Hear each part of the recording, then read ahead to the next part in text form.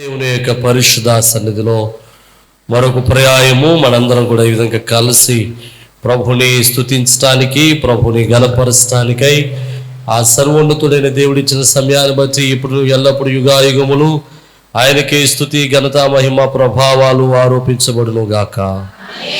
దేవుని చేత ప్రేమింపబడి క్రీస్తు రక్తంలో కడగబడిన మీ అందరికీ కూడా ప్రభువైన యేసు నామములో షలోమ్. దేవుని కృపా సమాధానాలు ప్రభు మనలకు దయచేయను గాక. ప్రియమైన దేవుని బిడ్డలారా, దేవునికి వాక్యంలోనికి వెళ్దాం.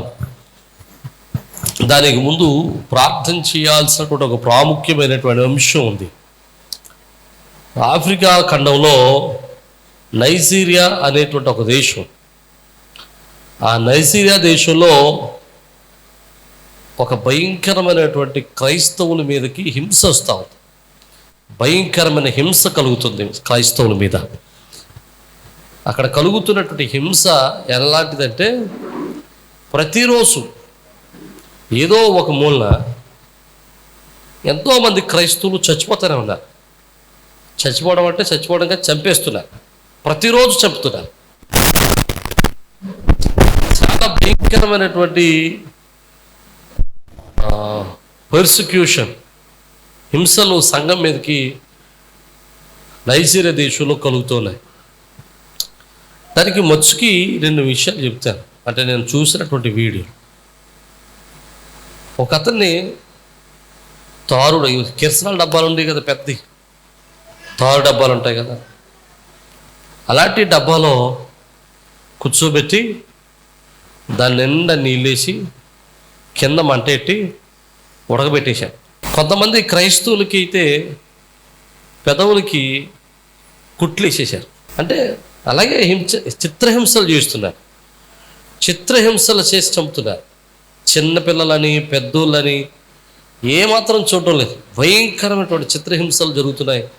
అదేది కూడా మీడియాలోనికి రావడం లేదు, మీడియాలో చూపించటం లేదు. అక్కడే కాదు, మన భారతదేశంలో కూడా అలాంటి చిత్రహింసలు జరుగుతున్నాయని కొన్ని క్రైస్తవ వార్తా సంస్థలు చెబుతూ ఉన్నాయి. ఈరోజు రేపో ఖచ్చితంగా భారతదేశంలో అంటే హింసలు జరుగుతాయి. నైజీరియాలో ముస్లింలు క్రైస్తవుల మీద దాడులు చేస్తున్నారు. భారతదేశంలో హిందువులు క్రైస్తవుల మీద దాడి చేస్తున్నారు.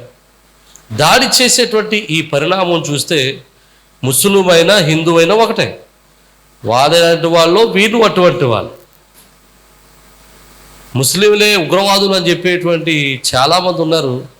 మరి హిందువులు అనేటువంటి వాళ్ళు, వీళ్ళు కూడా ఆలకలాగే క్రైస్తవులు హింసిస్తున్నారు, క్రైస్తవులు చిత్రహింసలు చేస్తున్నారు. జాగ్రత్తగా ఆలోచన చేస్తే హింసాత్మకమైన ఆలోచన ఎవరిలో ఉన్నా వాడు ఉగ్రవాది లెక్క. ఒకవేళ క్రైస్తవులో ఒకవేళ హింసాత్మకమైన ఆలోచనలు ఉంటే వాడు ఉగ్రవాది లెక్క. హింసాత్మక ఆలోచనలు ఉన్నవాడల్లా ఉగ్రవాదే. వాడు దేశానికి, ప్రపంచానికి, సమాజానికి చాలా ప్రమాదం. అలాంటి వాళ్ళని మనం చాలా జాగ్రత్తగా కనిపెట్టుకుని ప్రార్థనలో ఉండాలి. ప్రాముఖ్యంగా భారతదేశంలో ఉన్నటువంటి క్రైస్తవ సంఘం ఇంకా చాలా జాగ్రత్తగా ఉండాలి. డాక్టర్ బిఆర్ అంబేద్కర్ ఇచ్చినటువంటి ఓటు హక్కును చాలా జాగ్రత్తగా వాడుకోవాలి. డబ్బుల కోసమో, మొహమాటానికో, లేకపోతే మరోదానికో ఆశపడి ఆలోచన లేకుండా ఓట్లు వేస్తే రేపు భారతదేశం కూడా ఇలాంటి భయంకరమైనటువంటి పరిస్థితులు ఎదుర్కోవాల్సి వస్తుంది. ఇప్పటికే ఎదుర్కొంటుంది. కనుక దేవుడు భారతదేశాన్ని అలాంటి శ్రమల నుండి తప్పించాలని మనందరం కూడా ప్రార్థన చేద్దాం. అలాగే నైజీరియా దేశం కోసం కూడా మీ అనుదిన ప్రార్థనలో జ్ఞాపకం చేసుకోవాలని ప్రభు పేరిట మనం చూస్తూ ఉన్నాం. దేవుని యొక్క వాక్యంలోనికి వెళ్దాం. దేవుని మాటలు వినడానికి ప్రయత్నం చేద్దాం. చాలా పర్యాయాలు అప్పుడప్పుడు ఉదాహరణ చెప్తాను. ఉదాహరణ, ఒకవేళ పక్కింట్లో అత్తగారు కోడలు దెబ్బలాడుకుంటుంటే ఈ పక్కన ఉన్నటువంటి అత్తగారు ఇంకొక ఆవిడతో అంటుంది, ఏమని, అదే ప్లేసులో నేను ఉంటే నేనైతేనా దాని పని చెప్పుదురు. దేని పని? కోడల పని. ఎవరో? అత్తగారు. ఇంకో పక్కనే కోడలు ఉంది.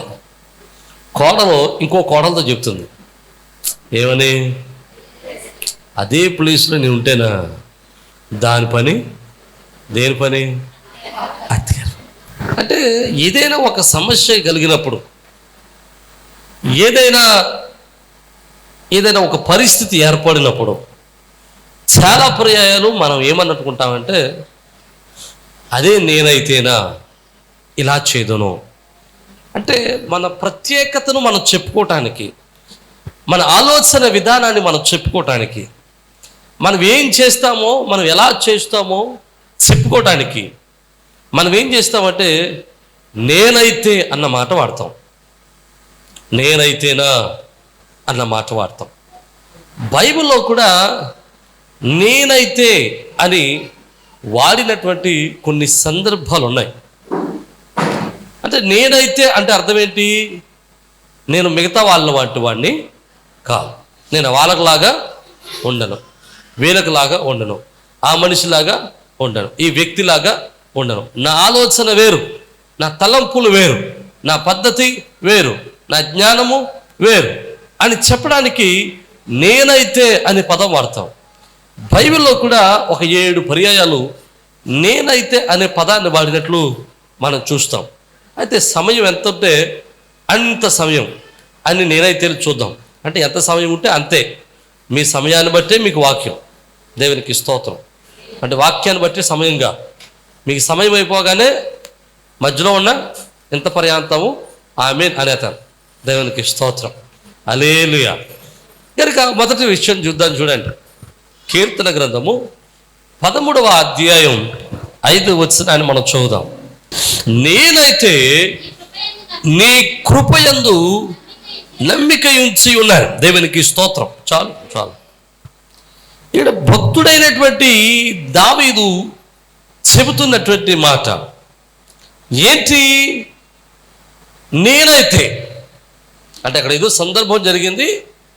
ఆ సందర్భంలో అంటున్నాడు ఆ వ్యక్తిలాగా కాదు, అదే ప్లేస్లో నేను కాకుంటే, ఒకవేళ నేనైతే, ఇప్పుడు నేనైతే నా మచ్చుకైతే నేను దేవుని కృపయందు నమ్మిక ఉంచుతున్నాను. దేవునికి స్తోత్రం. అంటే దావీదు అంటున్నాడు నాకు నమ్మకం దేవుని కృప మీద ఉంది, నా నమ్మకం దేవుని కృపే. ఇక్కడ అసలు దావీదు ఈ మాట చెప్పడానికి గల ప్రధానమైన కారణాన్ని మనం ధ్యానం చేద్దాం. ఈ కీర్తన ఎప్పుడు రాశాడని చెప్తున్నారంటే పండితులు, దావీదు యొక్క కుమారులలో 3వ కొడుకైన అబ్షాలోము, దావీదు కొడుకుల్లో 3వ కొడుకైన అబ్షాలోము తన తండ్రి మీద తిరుగుబాటు చేసినప్పుడు, తండ్రి మీద రాజ్యం కొరకు, పరిపాలన కొరకు, సింహాసనం కొరకు, రాజ్యాధికారం కోసం తిరుగుబాటు చేసినటువంటి సందర్భంలో దావీదు రాసినటువంటి కీర్తన. అబ్షాలోముకి ఒక భయం పట్టుకుంది. ఏంటి ఆ భయం అంటే, నా తండ్రి తర్వాత నేను రాజును అవనేమో. ఎందుకంటే అతనికన్నా పెద్దోళ్ళు ఉన్నాడు. ఒకడు అమ్నోను ఉన్నాడు, 2వ వాడు దానియేలు ఉన్నాడు, వీడు 3వ వాడు. అయితే ఈ అబ్షాలోముకి ఒక భయం పట్టుకుంది. నేను ఎలాగైనా రాజు అవ్వాలి అని, నేను రాజు అవనేమో అన్న భయం పట్టుకుంది. అప్పటికే దావీదు బెత్షెబాకు ఒక మాట ఇచ్చాడు. ఏమనంటే, నీ కొడుకైనటువంటి సొలొమోనును నేను రాజును చేస్తాను.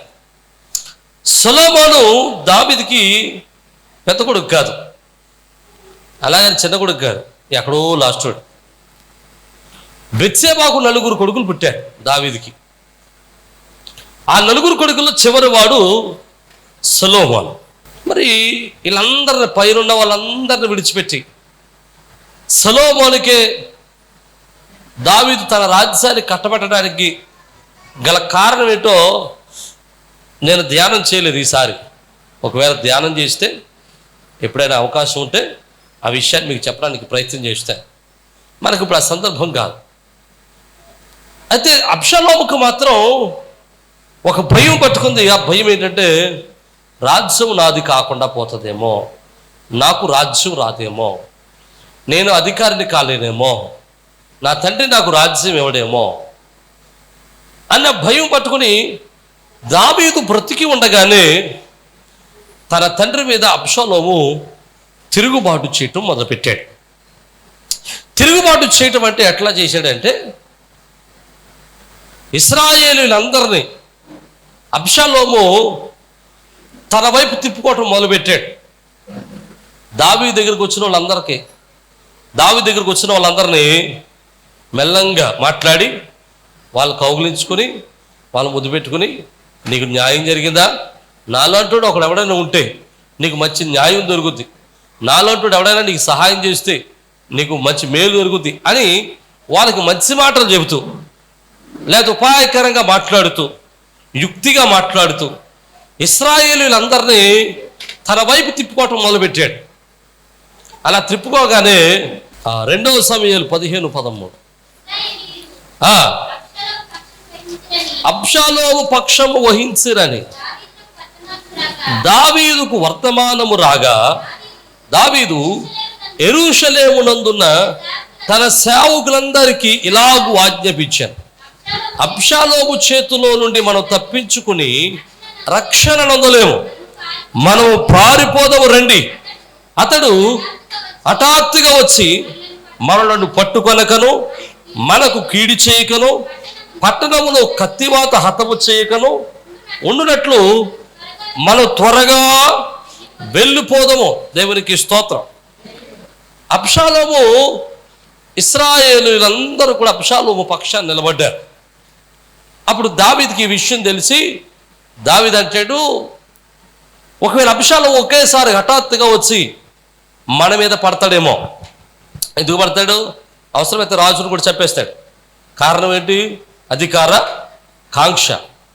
చూడండి, ఈ రోజుల్లో కూడా చాలామంది అధికారాల కోసం, తల్లిదండ్రులు సంపాదించినటువంటి ఆస్తుల కోసం, లేకపోతే మరొకటి చాలామంది తల్లిదండ్రుల మీద తిరుగుబాటు చేసే వాళ్ళు ఉన్నారు, తల్లిదండ్రులను చంపే వాళ్ళు ఉన్నారు, తల్లిదండ్రులను అవమానపరిచే వాళ్ళు ఉన్నారు. ఈరోజు తల్లిదండ్రులను ప్రేమించని కొడుకులు చాలామంది ఉన్నారు, తల్లిదండ్రులను గౌరవించని పిల్లలు చాలామంది ఉన్నారు, తల్లిదండ్రులను ప్రేమించని బిడ్డలు చాలామంది ఉన్నారు.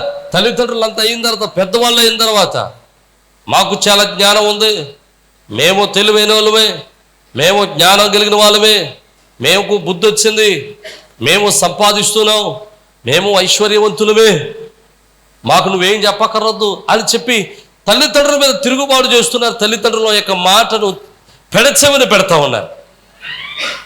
నువ్వెంత పెద్దవాడు అయినా, ఎంతటి ధనికుడు అయినా, ఎంత ఆస్తిపరుడు అయినా, నీ తల్లిదండ్రుల యొక్క మాటకు విధేయుడవు కావాల్సిందే. ఎందుకో తెలుసా? నువ్వు ఆ స్థితిలోకి రావడానికి నీ తల్లిదండ్రులు నీ కోసం ఎన్ని త్యాగాలు చేశారో, నువ్వు ఆ స్థితిలో ఉండడానికి తల్లిదండ్రులు ఎన్ని బాధలు పడ్డారో, నువ్వు ఆ స్థితిలోనికి రావడానికి తల్లిదండ్రులు ఎంత బాధలు పడ్డారో, ఎన్ని త్యాగాలు చేయాల్సి వచ్చిందో, ఎన్ని కష్టాలు అనుభవించాల్సి వచ్చిందో, వాళ్ళు ఎన్ని రోజులు పస్తుండాల్సి వచ్చిందో, ఎన్ని రోజులు ఎండలో పడి చెమటాల్చాల్సి వచ్చిందో, ఎన్ని రోజులు ఎండలో వానలో నడిచి కష్టపడాల్సి వచ్చిందో. అల్లా నిన్ను పెంచి నిన్ను పెద్ద చేస్తే, నీ తల్లిదండ్రులను నువ్వు ప్రేమించకపోతే, నీ తల్లిదండ్రులను గౌరవించకపోతే, దానికి నీ జన్మకు సార్థకత ఉండదు. బైబిల్లో ఒక చక్కటి మాట ఉంటుంది, తల్లిదండ్రులను గౌరవించకపోతేనట.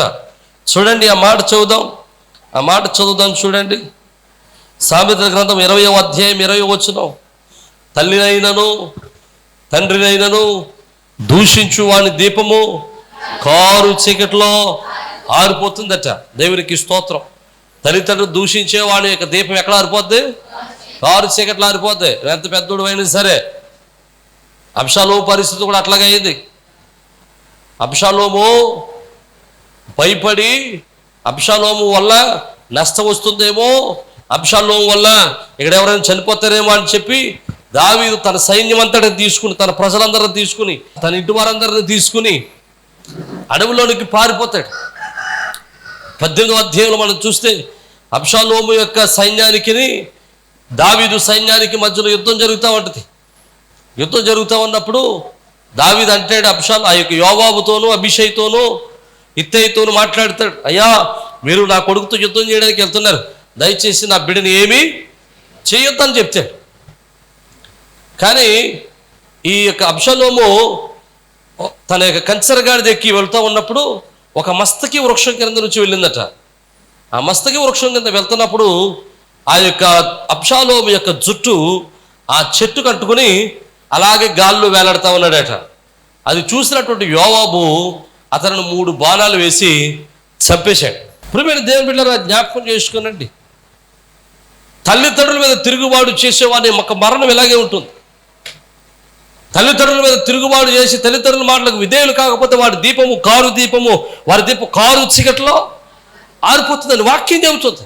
ఈరోజు నీ తల్లి నీ తండ్రి నీకు బ్రతికి ఉన్నారంటే వారిని దేవుడిచ్చిన ప్రసాదాలుగా, దేవుడిచ్చిన గొప్ప వరముగా, దేవుడిచ్చినటువంటి గొప్ప ఆధిక్యతగా, తల్లిదండ్రులకు పరిచయం చేసే గొప్ప ఆధిక్యతను ధన్యతను ప్రభు ఇచ్చినట్లుగా భావించి వారి జాగ్రత్తగా చూసుకోవాలి, వారి జాగ్రత్తగా సాకాలి, వారి జాగ్రత్తగా పెంచాలి. వారి మనసుకు గాయం చేయకుండా వారి హృదయ సంతృప్తితో వారి దినములు సంపూర్తి చేసుకున్నట్లుగా వారికి లోబడి నువ్వు పని చేయాలి.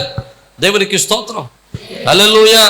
అందుకనే బైబిల్ అంటాడు, నీ తల్లిని నీ తండ్రిని సన్మానించుము, అప్పుడు నీవు దీర్ఘాయుష్మంతుడు అవుతావు, దీర్ఘాయుష్మంతుడు అవుతావు. బైబిల్ చెబుతుంది నీ తల్లిని తండ్రిని ఏం చేయాలి, నువ్వు సన్మానించాలి. నా మాట అర్థమవుతున్న వారు దేవునికి స్తోత్రం చెబుదాం, హల్లెలూయా.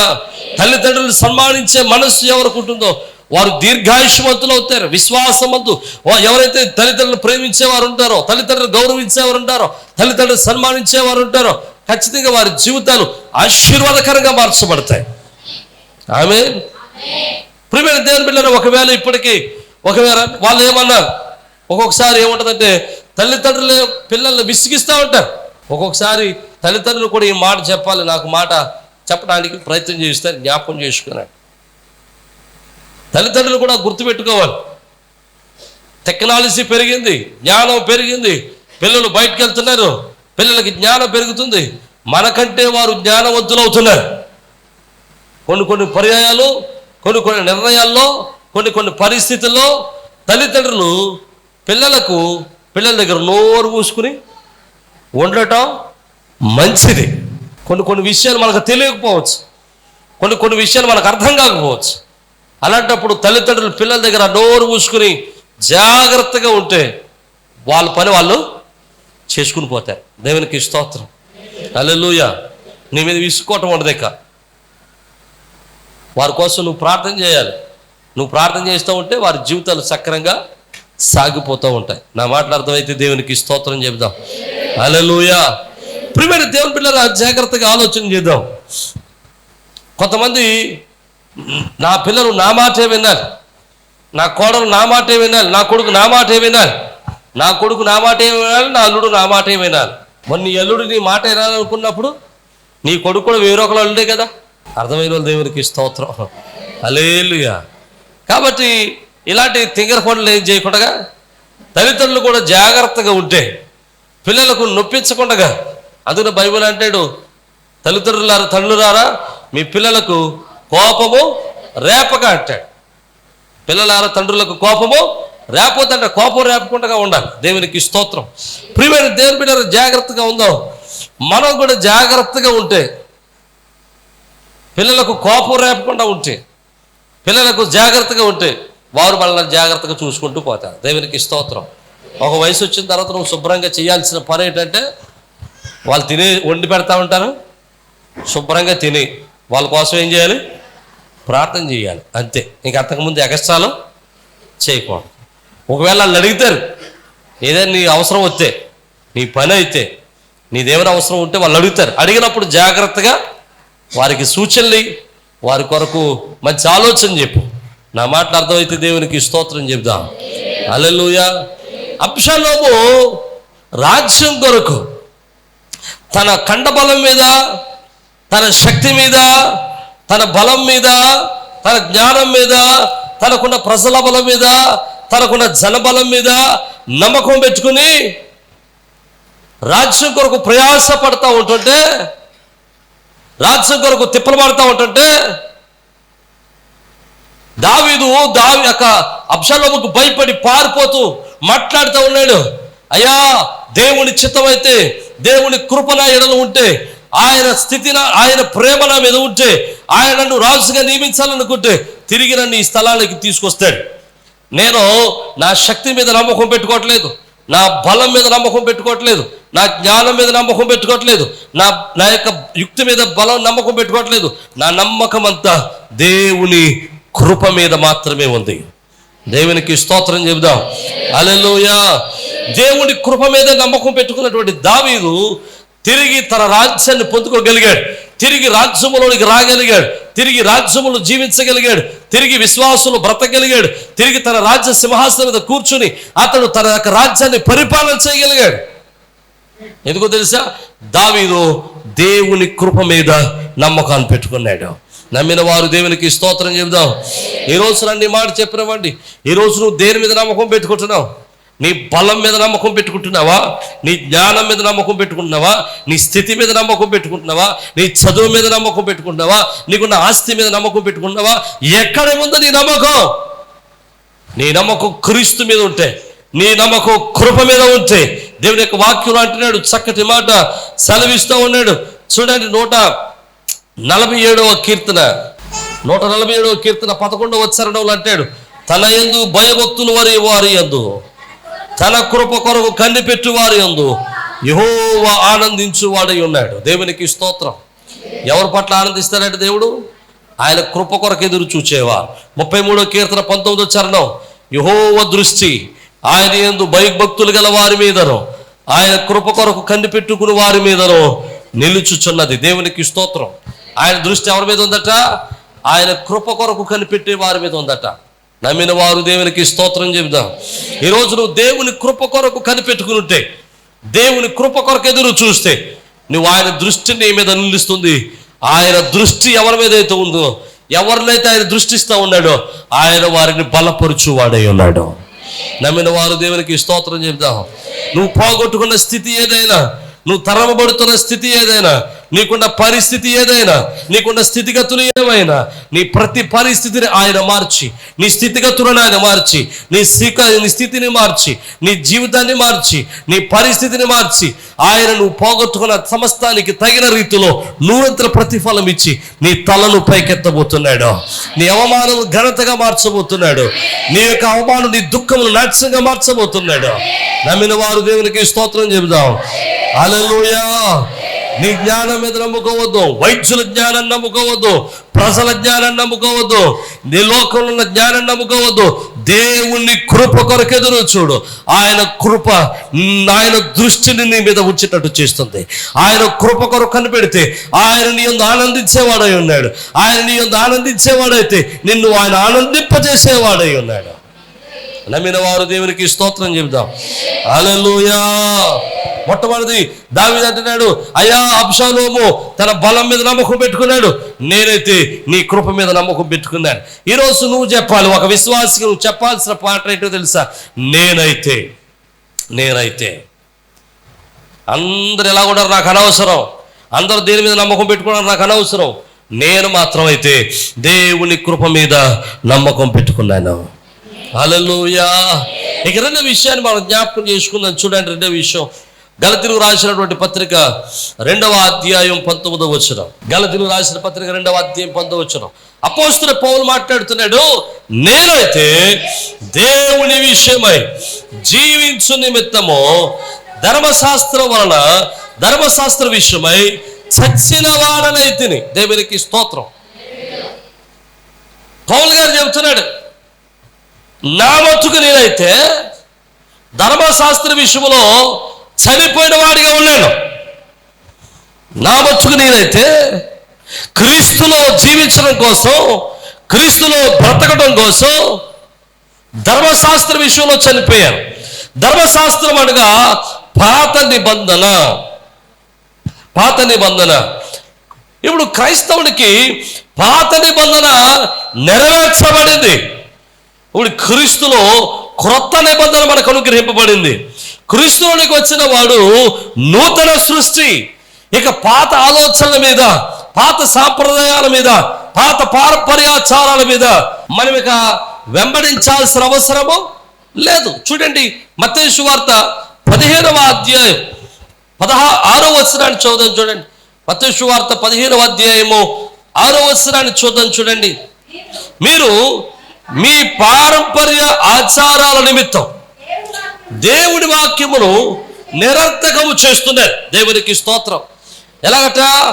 కొత్త నిబంధనలోకి వచ్చినటువంటి సంఘము పారంపర్యాచారాలు అనగా పెద్దల నుంచి వస్తున్నటువంటి ఆచారాలు, పెద్దల నుంచి వస్తున్నటువంటి తలంపులు, వీటి కోసం మన వాళ్ళు ఏం చేస్తున్నారంట?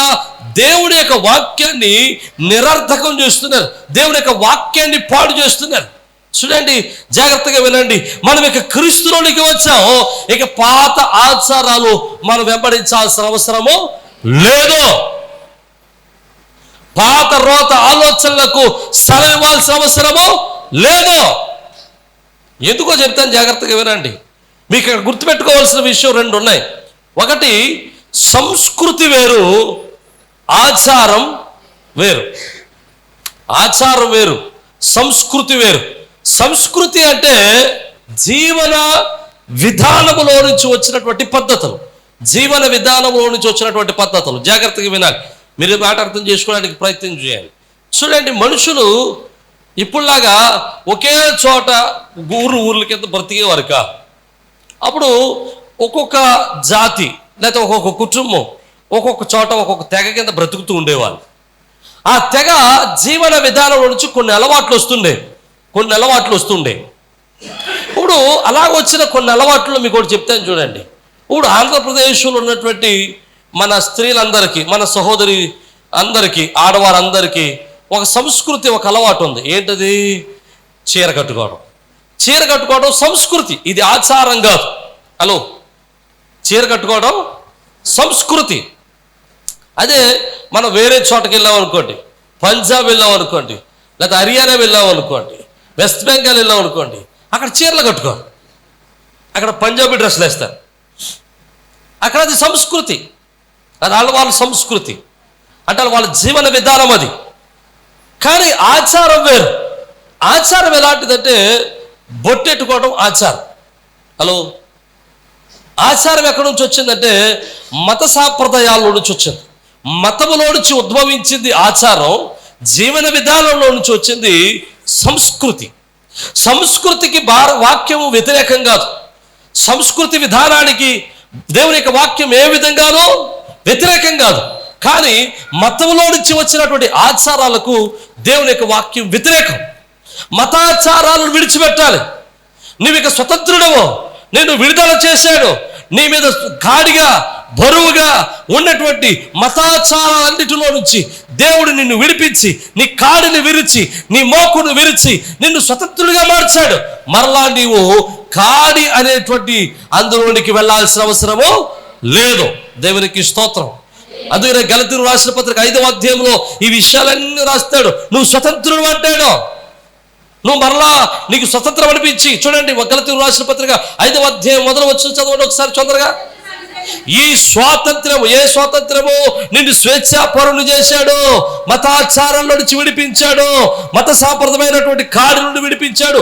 ఈ స్వాతంత్రము నీకు అనుగ్రహించి క్రీస్తు మనలను స్వతంత్రులుగా చేసి ఉన్నాడు.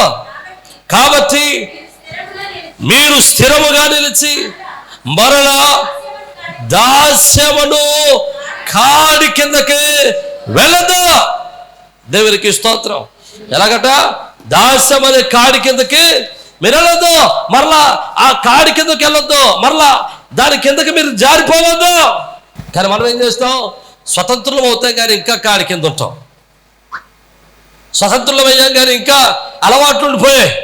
భారతదేశానికి స్వతంత్రం వచ్చింది, అయినా కానీ మొన్నటి వరకు చాలామంది పెద్దోళ్ళు ఇంకా పాత అలవాట్లే. ఎక్కడన్నా బ్రాహ్మణులు ఉండే ఊరు వచ్చింది అనుకోండి, చెప్పులు తీసేసినట్టు వెళ్ళిపోవడం. ఉన్నారు కొన్ని అలవాట్లు ఇంకా ఉన్నాయి. కొత్త పెద్దోళ్ళు ఇప్పుడు లేదండి, కొత్త తరం వచ్చేసింది కదా, ఇంకా లేదు. ఆ పాత అలవాట్లు ఇంకా ఒదిగొనడం. నువ్వు స్వతంత్రుడు అయ్యా, నువ్వు ఇక స్వేచ్ఛాపరుడు అయ్యా, భారతదేశం నీకు స్వతంత్రం ఇచ్చిందయ్యా, నువ్వు ఎవరికి వంగుండాల్సిన అవసరమో లేదు, ఎవరి కాడి కింద ఉండాల్సిన అవసరమో లేదు. క్రీస్తు కూడా నిన్ను స్వతంత్రుడిగా చేశాడు, క్రీస్తు నిన్ను స్వేచ్ఛాపరుని చేశాడు. ఇక నువ్వు మతమైన దాస్యం కిందకి వెళ్ళాల్సిన అవసరమో లేదు. ఏ మతమైనా సరే, అది హైందవ మతమైనా, అది క్రైస్తవ మతమైనా, అది యూదా మతమైన మతాచారాల కిందకు వెళ్ళాల్సిన అవసరమో లేదు. క్రైస్తవ్యం మతం కాదు, మతము నుండి మనల్ని విడిపించి క్రైస్తవ పరలోక మార్గంలో నిలబెట్టింది క్రైస్తవ్యం. దేవునికి స్తోత్రం, హల్లెలూయా. ఇది మతం కాదు, ఇది ఒక జీవన విధానం, పరలోక రాజ్యపు జీవన విధానం, క్రీస్తు రాజ్యపు జీవన విధానం. దేవునికి వాక్యం అంటాడు, పోస్తున్న పౌలు అంటాడు, అయ్యా నేనైతే ఇక మరలా పాత ఆచారాలకు పోను, పాత అలవాట్లకు పోను, పాత జీవితంలోనికి పోను, పాత కట్టుబాట్లకు నేను పోను. నేను క్రీస్తునందు జీవిస్తాను, క్రీస్తు రూపంలో జీవిస్తాను, క్రీస్తు మార్గంలో జీవిస్తాను, క్రీస్తు నూతన పురుషునిగా, నూతన స్త్రీగా, నూతనమైన వ్యక్తిగా నేను జీవిస్తాను. ఆమేన్, హల్లెలూయా. క్రీస్తులో ఉన్నవాడు నూతన సృష్టి. మరలా కట్టుబాట్లకు వెళ్ళి మీ జీవితాన్ని పాడు చేసుకోవద్దు. ఒకవేళ చాలా మంది అంటారు, ఆయన చేస్తున్నాడండి, ఈయన చేస్తున్నాడండి, సంఘ పెద్దనే చూస్తున్నారండి, ముహూర్తాలు నేను చూస్తే వచ్చింది ఏంటంటే. హలో, ఆయన చూస్తే చూశాడు, నీకెందుకు? ఆ పౌలు గారు అది అంటాడు, ఎవరు ఎలా పోతే నాకేంటి, ఎవడేం చేస్తే నాకేంటి, ఎవడెలా ఉంటే నాకేంటి, నా మట్టుకు నేను నా జీవితాన్ని క్రీస్తుతో కట్టుకుంటాను, నా మట్టుకు నేను క్రీస్తు విశ్వాసం నా బ్రతుకుని కట్టుకుంటాను, నేను క్రీస్తుకు లోబడి బ్రతుకుతాను, నేను ధర్మశాస్త్రములో చచ్చిన వాడను, పాతాచారంలో చచ్చిన వాడను. దేవునికి స్తోత్రం చెబుదాం, హల్లెలూయా. ఇక మూడవది చెప్తాను చూడండి. మొట్టమొదటిది, నేనైతే దేని మీద నమ్మకం పెట్టుకున్నాడట, ఎవడెక్కడ నమ్మకం పెట్టుకున్నా నాకు అనవసరం, నేను మాత్రం దేవుని కృప మందు మాత్రమే నమ్మకం పెట్టుకుంటాను.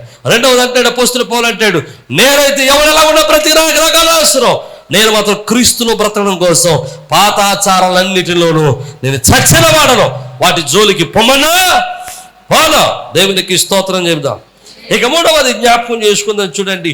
కీర్తన గ్రంథం 5వ అధ్యాయము 7వ వచనాన్ని చదువుదాం. కీర్తన గ్రంథం 5వ అధ్యాయము 7వ వచనం, నేనైతే నీ కృపాతిశయమును బట్టి నీ మందిరములో ప్రవేశించేదను. దేవునికి స్తోత్రం. దావీదు భక్తుడు సెలవిస్తున్నాడు ఇక్కడ. ఏమనంటే తను వేరుపరుచుకుంటున్నాడు మిగతా వాళ్ళకి, మిగతా ప్రజలకు తను వేరుపరుచుకుంటున్నాడు. ఎలాగా? మీరు మందిరానికి వచ్చినా రాకపోయినా, ఎవడు మందిరానికి వచ్చినా రాకపోయినా, ఎవడు మందిరంలో ఉండకపోయినా, నేను మాత్రం నా మట్టుకైతే నేను మందిరంలోనికి వెళ్తాను. దావీదుకి మందిరం అంటే చాలా ఇష్టం అండి. దావీదుకి మందిరానికి వెళ్ళడం అంటే ఎంత ఇష్టం అంటే, ఎంతటి వాడినైనా అని అంటాడు. 122వ కీర్తనలో 122వ కీర్తనలో మనం చూస్తే అక్కడ అంటాడు చూడండి, 122వ కీర్తన మొదటి వచనం, యెహోవా మందిరమునకు వెళుదామని జనులు నాతో అన్నప్పుడు నేను సంతోషించాను. దేవునికి స్తోత్రం. నాకు సంతోషం. ఎంత చక్రవర్తి అయినా సరే, ఎంత పనులున్నా సరే, దావీదుకి ఎక్కడికి వెళ్ళడం ఇష్టం? మందిరానికి వెళ్ళడం ఇష్టం. దేవునికి స్తోత్రం. ఈరోజు రండి మాట చెప్పరామండి, దేవుని మందిరం దేవుని ప్రజలను దేవుడు కలుసుకునే స్థలం. ఆమేన్, హల్లెలూయా. 23వ కీర్తన చివరి వచనంలో అంటాడు, చిరకాలము యెహోవా మందిరంలో నేను నివాసము చేసేతనం. దేవునికి స్తోత్రం. చిరకాల మందిరంలో ఉండటం అంటే ఇష్టం. ఎందుకో తెలుసా? మందిరము దేవుడు తన ప్రజలను కలుసుకునే స్థలం. అంతేకాదు, దేవుణ్ణి సంతోషపరచడానికి సంఘానికి ఒక అవకాశం. దేవుడు తన ప్రజలతో మాట్లాడడానికి ఒక అవకాశం. దేవుని యొక్క మందిరంలో ప్రజలు దేవుని ఆనందపరిచేటువంటి అవకాశం కలిగినటువంటి స్థలం. దేవునికి ఆనందాన్ని ఇచ్చేటువంటి ఒక విషయం చెప్పండి. దేవుడు ఏ విషయంలో ఆనందపడతాడు? బాగా తనను స్తుతించే వారి విషయంలో ఆనందిస్తాడు. ఆయన స్తుతించేవారంటే ఆయనకి ఇష్టం. అందుకని అంటాడు, ఆయన ఇశ్రాయేలు చేయు స్తుతుల మీద ఆసీనుడు. అంటే స్తుతి చెల్లించడం అంటే ఆయన ఇష్టం, ప్రార్థన చేసేవాళ్ళంటే ఆయన ఇష్టం, పాటలు పాడేవాళ్ళంటే ఆయన ఇష్టం. మీరు దేవుని మందిరానికి వచ్చి పాటలు పాడుతున్నారు అనుకోండి, ఆయన మురిసిపోతూ ఉంటాడట. హలో, ఆయన మురిసిపోతూ ఉంటాడట. ఎందుకని? నా పిల్లలు నన్ను స్తుతిస్తూ ఉన్నారు, నా పిల్లలు నన్ను ఆరాధిస్తూ ఉన్నారు, నా పిల్లలు నాతో మాట్లాడుతూ ఉన్నారు, నా పిల్లలు నన్ను ఆరాధిస్తూ ఉన్నారని ప్రభు మురిసిపోతూ ఉంటాడట. నువ్వు పాట పాడమంటే నువ్వు అనేక కారణాలు చెప్పి పాట పాడడం మానేస్తావు. నువ్వు పాట పాడడానికి ఎన్ని కావాలి? ఏమండి, కొంతమంది ఏమో నాకు టైం ఇవ్వట్లేదని పాట మానేస్తారు, కొంతమంది ఏమో నాకు డ్రమ్ము కుట్టి వాళ్ళని పాట పాడేస్తారు, కొంతమంది ఏమో నేను పాడదామనుకున్న పాట ఇంకొకరు పాడేశారు, నీకు పాడడం అనే వాళ్ళు ఉంటారు. ఇంటికాడ ఒక పాట రెడీ వస్తుంది పాప, వారం అంతా చదువుకొని ఆ వారం అంతా బాత్రూంలోడు వంటగదిలోడు పాడుకుని రెడీగా వస్తుంది. పాపం ఇప్పుడు వచ్చేసరికి ఇంకోటి వచ్చి ఆ పాట పాడేది తెచ్చి ఇక రేపు పాడ, మరి ఇంకో పాట రాదు, దేవునికి స్తోత్రం కదండి. ఇలాంటి ఎన్నో కారణాలు చెప్పి మనం పాటలు పాడడం పాడేస్తాం. మైకా సరిలేదనో, వాయిద్యాలు వాయించేవాళ్ళు లేడనో, ఎన్నో కారణాలు చెప్పి పాటలు పాడడం మానేస్తాం. మీకు విషయం చెప్పరా? లేదా కొంతమందికి పాటలు పాడడం రాదని పాడడం మానేస్తుంటారు. ఏ కారణం చేత కూడా నువ్వు పాటలు పాడడం మానకూడదు. నీకు ఎలాగ వస్తే అలాగే పాటలు పాడి దేవుని మహింపరచాలి. ఒకవేళ మైక్ పట్టుకుని పాడే అంత స్థితి నీకు లేదా, అంత అవకాశం నీకు లేదా, అంత ధైర్యం నీకు లేదా, అందరితో కలిసి పాడు. దేవుడు ఆనందించేవాడై ఉన్నాడు. కోవిల కంఠంతో పాడే వాళ్ళని ఆనందిస్తాడు, కాకి కంఠంతో పాడే వాళ్ళని అయినా ఆనందిస్తాడు. రాళ్ళుచ్చుకుని డబ్బా మీద బరినట్టు పాడినా ఆనందిస్తాడు ఆయన. దేవునికి స్తోత్రం. నిజం, నువ్వు ఎలాగ పాడినా ఆయన ఆనందిస్తాడు. పిల్లలు ముద్దుగా పెరుగుతూ ఉన్నప్పుడు అమ్మ అంటారు, తర్వాత నాన్న అంటాక ఎన్ని తెప్పలు పడతారు, ఏదేదో మాట్లాడుతూ ఉంటారు. గమ్ముని వారికి పదాలు తిరగవు, అయినా కానీ వాళ్ళ నాన్నకు అర్థమవుతుంది, వాళ్ళ అమ్మకు అర్థమవుతుంది, నన్నే పిలుస్తున్నాడు ఆయన. అప్పుడు నోర్మే సరిగ్గా పలుకు అంటావా అన, ఏమంటావు? వాడు ఎలా పిలిచినా కానీ పరిగెత్తుకుంటే వెళ్ళి ఎత్తుకుని మళ్ళీ పిలు మళ్ళీ అంట కదా. దేవుడు కూడా నీ యందు అలాగే ఆనందిస్తాడు. నమ్మిన వారు దేవునికి స్తోత్రం. హల్లెలూయా. నువ్వు ఎలాగ పాడినా సరే, నాకు పాటలు రావడం లేదు అనుకోవద్దు. నువ్వు ఎలా పాడినా నా యేసయ్య ఆనందిస్తాడు. నమ్మిన వారు దేవునికి స్తోత్రం చెప్పండి. హల్లెలూయా. దేవుని మందిరంలో నువ్వు ఉంటే, దేవుని మందిరంలో నువ్వు ఆనందిస్తే, దేవుని మందిరంలో ప్రభువుని స్తుతించేవారుగా ఉంటే, దేవుని మందిరంలో దేవుని గణపరిచేవారుగా ఉంటే, దేవుడు తన ఆశీర్వాదాలతో నింపుటకు సిద్ధంగా ఉన్నాడు. దేవుని యొక్క వాక్యంలో చక్కటి మాట ఉంటుంది. ఆ మాట చదువుదాం చూడండి. దావీదుకు రాసినటువంటి కీర్తనలో 87వ కీర్తన, 84వ కీర్తన, 4వ చరణం, 7వ చరణం. నీ మందిరములందు నివసించువారు ధన్యులు. 7వ చరణం. వారు నానాటికి బలాభివృద్ధి నందుచు ప్రయాణము చేయుద్దరట. దేవునికి స్తోత్రం. అంటే వాళ్ళ ప్రయాణములో వాళ్ళు నానాటికి ఏమవుతుంటారు? బలాభివృద్ధి చెందుతూ ఉంటారు, రోజు రోజుకి బలం పొందుతూ ఉంటారు, రోజు రోజుకి స్థిరపరచబడుతూ ఉంటారు, రోజు రోజుకి అభివృద్ధి చెందుతూ ఉంటారు. ఎవరో? దేవుని ఆలయానికి వచ్చేవారు. అక్కడ అదే రాశాడండి, దేవుని ఆలయంలో ఉండేవారు బలాభివృద్ధి పొందుతారట. నమ్మిన వారు దేవునికి స్తోత్రం చెప్పండి.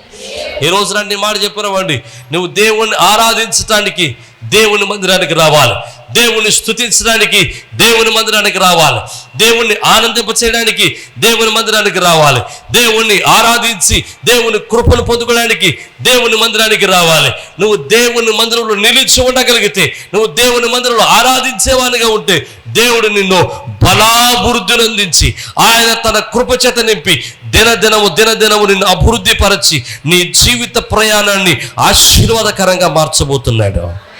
నమ్మిన వారు దేవునికి స్తోత్రం చెబుదాం. హల్లెలూయా, హల్లెలూయా. దేవుని మందిరం రావడానికి ఆలస్యం చేయొద్దు, అలక్ష్యం చేయొద్దు, నిర్లక్ష్యం చేయొద్దు. ఇది దేవుడు నిన్ను ఆశీర్వదించే స్థలము. ఇది దేవుని ప్రార్థన వినే స్థలము. ఇది దేవుడిని ప్రార్థనకు సమాధానం ఇచ్చే స్థలము. దేవుని ఆరాధించుటకు అనుకూలమైన స్థలము.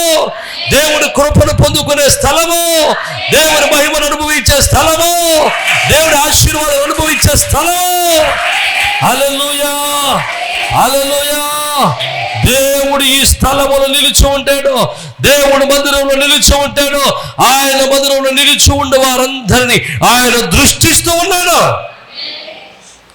ఖచ్చితంగా నువ్వు దేవుని మందిరంలో ఉండగలిగితే అది నీ జీవితానికి, ఈ జీవిత ప్రయాణములో నీ జీవితానికి ఎంతో మేలుకరంగా మార్చబడుతుంది. హల్లెలూయా, హల్లెలూయా. నీవు దేవుని మందిరంలో గడిపే ప్రతి గడియ అది నీ జీవితంలో ఒక ఆశీర్వాదకరమైన గడియగానే మార్చబడుతుంది. నమ్మిన వారు దేవునికి స్తోత్రం చెబుదాం. హల్లెలూయా. అదే భక్తుడు అంటాడు, దావీదు అంటాడు, ఇలాంటి మందిరానికి, ప్రభువుని ఆరాధించే మందిరానికి, ప్రభువుని స్తుతించే మందిరానికి, ప్రభువుని కృపను పొందుకునే మందిరానికి, దేవుని యొక్క ఆలయానికి నేను వెళ్ళడం మానను. ఎవడు మానేసినా నాకు అనవసరం, ఎవడు వెళ్ళినా లేకపోయినా నాకు అనవసరం. నా మట్టుకు నేనైతే మాత్రం ప్రార్థనా మందిరానికి వెళ్తాను. దేవునికి స్తోత్రం. ఈరోజు విశ్వాసం చెప్పాల్సిన మాట ఏంటో తెలుసా? నువ్వు మానేత్తరావక్క, నేను మానేత్తలే అంటాం కాదు. నువ్వు మానేత్తరావా, నేనైతే మానడం. దేవునికి స్తోత్రం అని చెప్పగలగాలి. ఇంకో విషయాన్ని మీకు జ్ఞాపకం చేస్తాను. 3 చెప్పాను. 1, నేనైతే మనుషులు ఎక్కడ నమ్మకం పెట్టుకున్నా నాకు అనవసరం, నేను మాత్రం దేవుని కృప మీద నమ్మకం పెట్టుకుంటాను. 2వది, నేనైతే పాత పారంపర్యాచారాల మీద నమ్మకం పెట్టుకొని విడిచిపెడతాను. నువ్వు ఎలా ఉన్నా నాకు అనవసరం, నేను మాత్రం క్రీస్తులో నూతన బిడ్డగా నన్ను పలుకుతాను. 3వది, నువ్వు ఎలా ఉన్నా సరే, నువ్వు ఎక్కడ ఉన్నా నాకు రాకుండా వచ్చినా రాకపోయినా నేను మాత్రం దేవుని మందిరానికి వెళ్తాను. దేవునికి స్తోత్రం. హల్లెలూయా. 3వది, చివరికి మాట చెప్పి నేను ముగించడానికి ప్రయత్నం, ఇంకో 3 ఉన్నాయి, సమయం లేదు కానీ తొందరగా ముగించడానికి ప్రయత్నం చేస్తాను. దినవృత్తాంతాల మొదటి గ్రంథము 29వ అధ్యాయం 7-17 వచనాన్ని మనం చూద్దాం. దినవృత్తాంతాల గ్రంథము 29వ అధ్యాయము 17 వచనం. మొదటి దినవృత్తాంతాలు.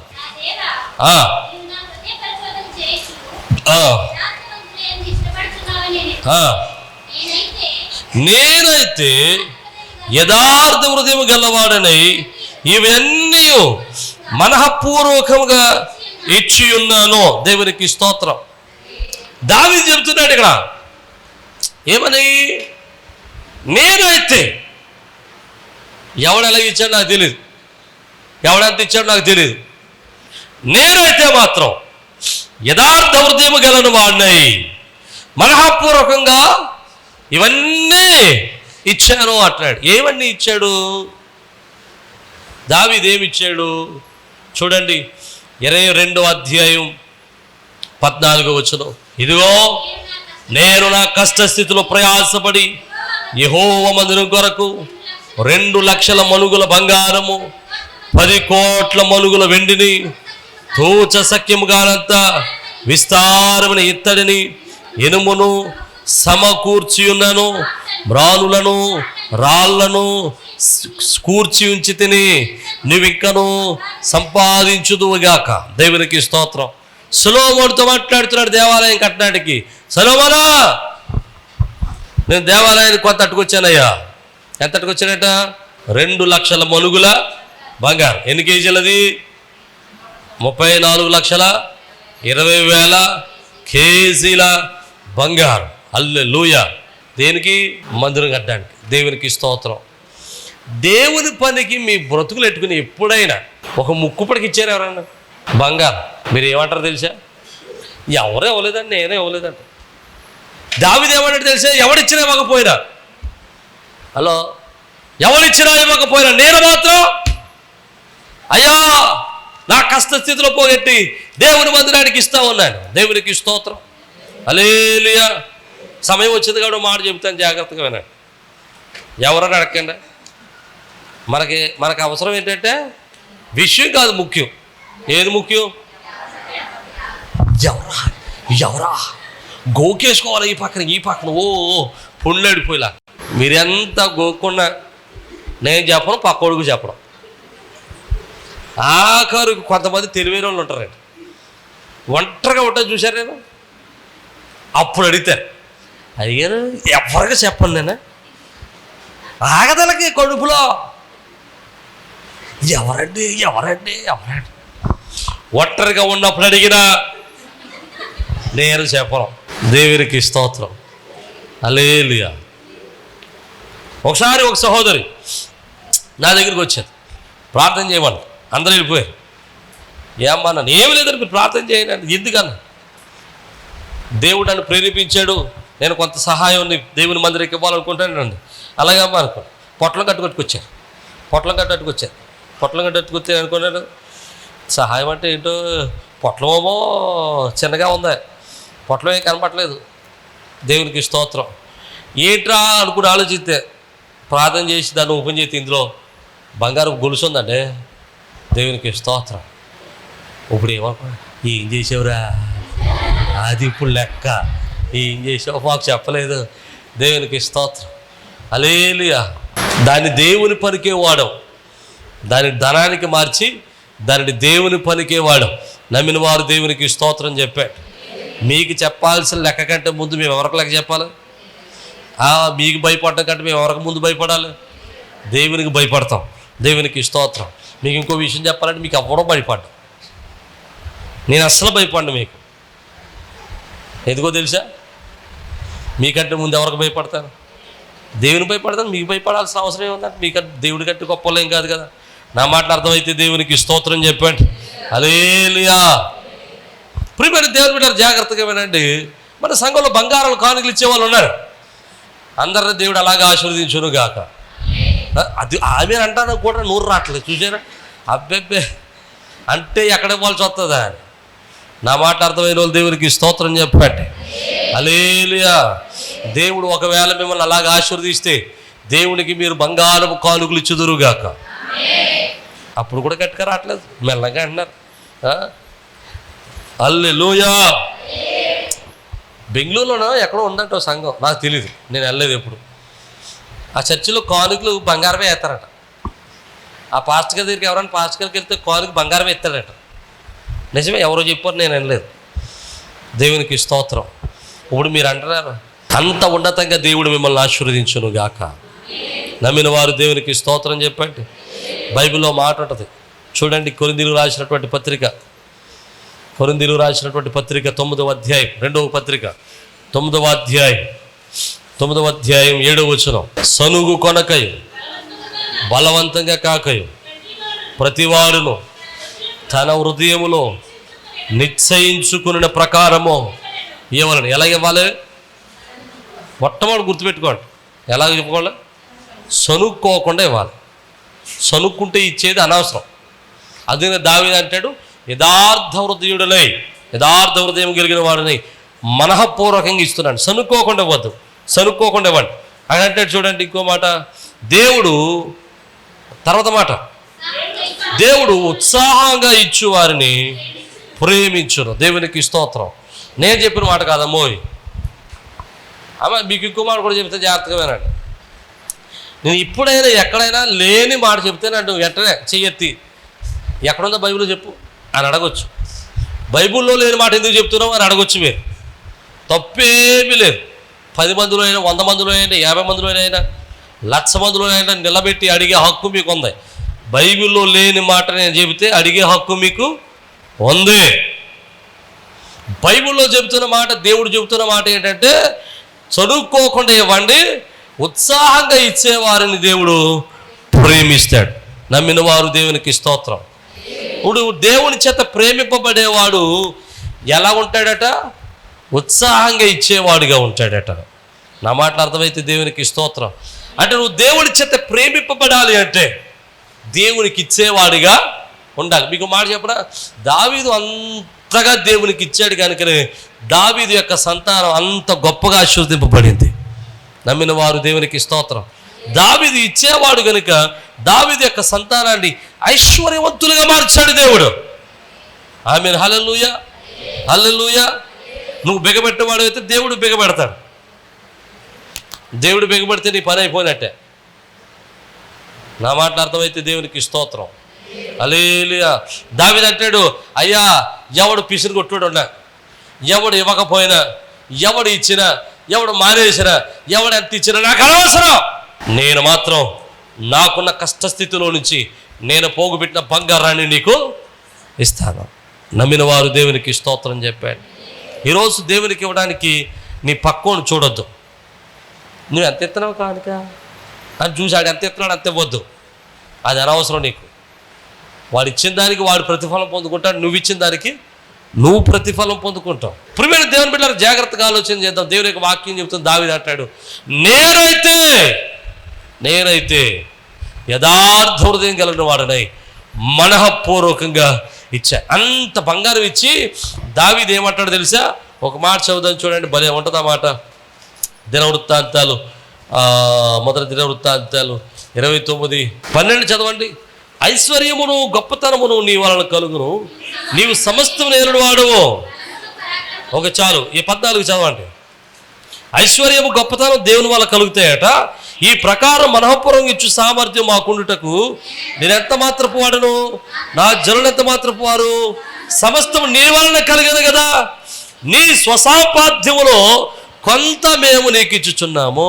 హల్లెలూయా. ఎలాగట?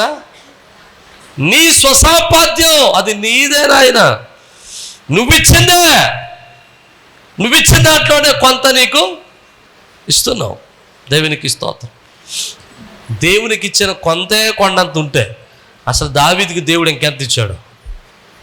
34,20,000 కేజీల బంగారం దేవుడికి ఇచ్చాడంటే ఆడి దగ్గర, ఆ దావీదు దగ్గర ఇంకెంత బంగారం కూడా ఉంటుందో. నమ్మిన వాళ్ళు దేవునికి స్తోత్రం చెప్పండి. 34,20,000 కేజీల బంగారం దేవునికి ఇవ్వాలనుకున్నాడు కాబట్టి దేవుడు దానికి మించినటువంటి ఆశీర్వాదం దావీదుకి ఇచ్చాడు. నా మాట అర్థమైతే దేవునికి స్తోత్రం. నువ్వు ఇవ్వాలని మనసుంటే చాలు, దేవుడే నీకు సమస్తాన్ని సమకూరుస్తాడు. ఒక విషయాన్ని మీకు జ్ఞాపకం చేస్తాను. ఇంకో 3-4 విషయాలు ఉన్నాయి కానీ ఇక సమయం లేదు. 4 విషయాలు చెప్పాం. ఒకటి, ఎవరి మీద నమ్మకం పెట్టుకున్నా నాకు అనవసరం. నేనైతే దేవుని కృప మీద నమ్మకం పెట్టుకుంటాను. ఎవరు ఎలాగున్నా నాకు అనవసరం. నేనైతే దేవుని వాక్యానికి లోబడి క్రీస్తును నూతనంగా జీవిస్తాను. పాత ఆచారాలన్నిటినీ విడిచిపెడతాను. నాకు అనవసరం ఎవడేం చేస్తారో నాకు అనవసరం. నేను మాత్రం ఇక పాత జాలికి పోను. మూడవది, నేనైతే ఎవడు ప్రార్థన మానేసిన వచ్చినా నాకు అనవసరం. నేను మాత్రం ప్రార్థనకు మారను. నేనైతే ప్రార్థనకైతే మారను. మూడవది. నాలుగవది, ఎవడు ఎలాగిచ్చినా నాకు అనవసరం. ఎవడెంత ఇచ్చాడో నాకు అనవసరం. నేనైతే నాకున్న సమృద్ధిలో నుంచి నేను దేవునికి మనఃపూర్వకంగా ఇస్తాను. నమ్మిన వారు దేవునికి స్తోత్రం. దేవుడు ఉత్సాహంగా ఇచ్చేవారిని దేవుడు ప్రేమిస్తాడు. దేవుడి 4 విషయాలు ఒక క్రైస్తవుడిగా నువ్వు చెప్పాల్సిన మాటలు. నేనైతే ఇలా ఉంటాను అని రోషం కలిగిన వాడిగా చెప్పగలిగి జీవించగలిగితే దేవుని కృపను పొందుకోగలుగుతావు. అటువంటి కృప ప్రభు మనందరికి అనుగ్రహించి తన మహిమలో బలపరచునుగాక. తలలో వంచండి, చిన్న ప్రార్థన చేద్దాం. ఒక్కసారి మనం పరిశీలన చేసుకుందాం. అయ్యా, ఎవరు ఎలా ఉన్నారు నాకు అనవసరం. నేనైతే మాత్రం ఇలాగే ఉంటాను. నేనైతే నీ కృప మీద నమ్మకం పెట్టుకుంటాను. అయ్యా, నేనైతే పాత ఆచారాలను విడిచిపెడతాను. ఎవరెలా ఉన్నారు నాకు అనవసరం. నేనైతే మందిరానికి అయితే మారినా. నేనైతే ఉత్సాహంగా ప్రభువానికి ఇస్తాను, సమృద్ధిగా ఇస్తాను, నీ పనికి ఇస్తాను. ఈరోజు నువ్వైతే ఏం చేస్తావు? నువ్వు ప్రత్యేకతను కాపాడుకోగలుగుతున్నావా? లేకపోతే అందరిలాగా ఉంటున్నావా? అందరిలాగా ఉండొద్దు. నీ ప్రత్యేకత నువ్వు కాపాడుకో. నీ ప్రత్యేక జీవితాన్ని నువ్వు కాపాడుకో. ఖచ్చితంగా నీ జీవితాన్ని ఆయన నిలబెట్టుటకు, స్థిరపరచుటకు ఆయన సమర్థుడు. నీ జీవితాన్ని బలపరచుటకు ఆయన సమర్థుడు. ప్రార్థన చేద్దాం. పరిశుద్ధుడు, కృపగలిగిన తండ్రి, జీవాధిపతి, ఆశ్చర్యకరుడు, నీకే వందనాలు, స్తోత్ర. వినిన వాక్యం మరొక నడిపి చేయండి ప్రభా.